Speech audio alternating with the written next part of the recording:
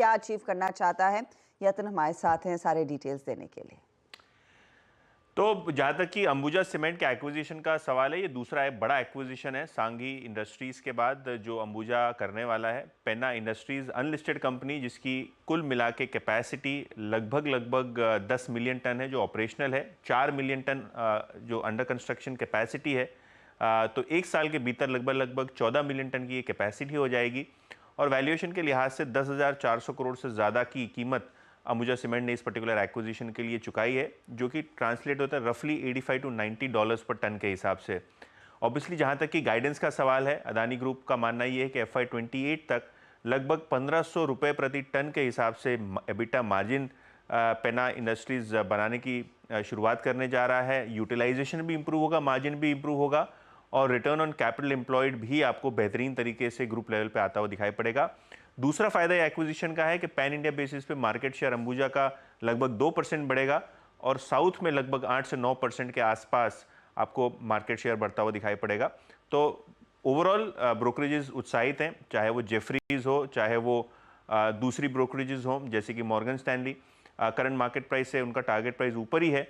और अगर हम बात करें इस एक्विजिशन की, तो बाजार को ये एक्विजिशन पसंद आ रहा है क्योंकि साउथ मार्केट का कंसोलिडेशन यहाँ आता हुआ दिखाई पड़ रहा है। और आपके स्क्रीन पे तमाम वो ब्रोकरेजेस जिनका 650 से लेकर 700-730 तक का टारगेट आता हुआ नजर पड़ रहा है अंबुजा पे। और अंबुजा का सीमेंट का शेयर जो है लगभग 2% मजबूती के साथ आज ट्रेड करता हुआ आपको नजर पड़ रहा है इस अनाउंसमेंट के बाद। यतिन, जो कंपनी के टारगेट्स हैं FY28 तक, एक तो 20% मार्केट शेयर होल्ड करना, 140 मिलियन टन प्रति एनम अचीव करना, इसमें से कितने ये ऐसे एक्विजिशंस लेड होंगे क्योंकि संघी का एक्विजिशन, पेन्ना का एक्विजिशन बस ऐड ही कर रहा है?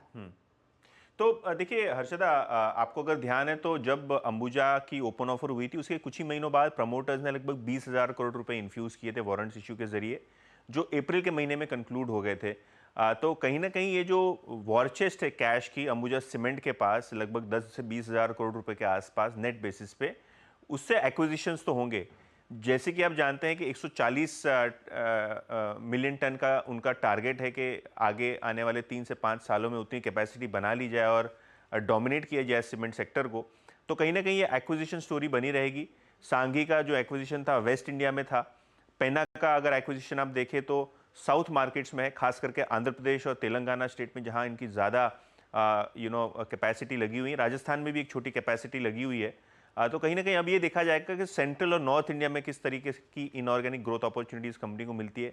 और शायद बाजार में स्पेकुलेशन भी चल रहा है कि ओरिएंट सीमेंट हो, इंडियन सीमेंट हो, इन सब काउंटर्स को ध्यान रखा जाए, शायद ये टेक ओवर टारगेट्स हैं। तो ओवरऑल स्ट्रैटेजी यही रहेगी कि 140 मिलियन टन का जो कैपेसिटी का टारगेट है वो ज़्यादा से ज़्यादा इनऑर्गेनिक रूट से मीट किया जाए। शुक्रिया आप यतन इस अपडेट के लिए। तो अब इस समय इस एक्विजिशन को जोड़कर एग्जिस्टिंग कैपेसिटी 89 मिलियन टन की है, टारगेट 140 का, तो 51 मिलियन टन अब कंपनी आगे और ऐड करेगी।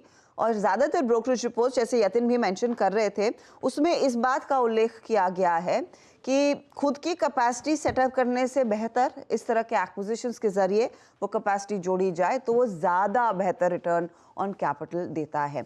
इसीलिए वो स्टॉक और ये पूरी थीम आज रेडार पर है। चलिए एक काम करेंगे।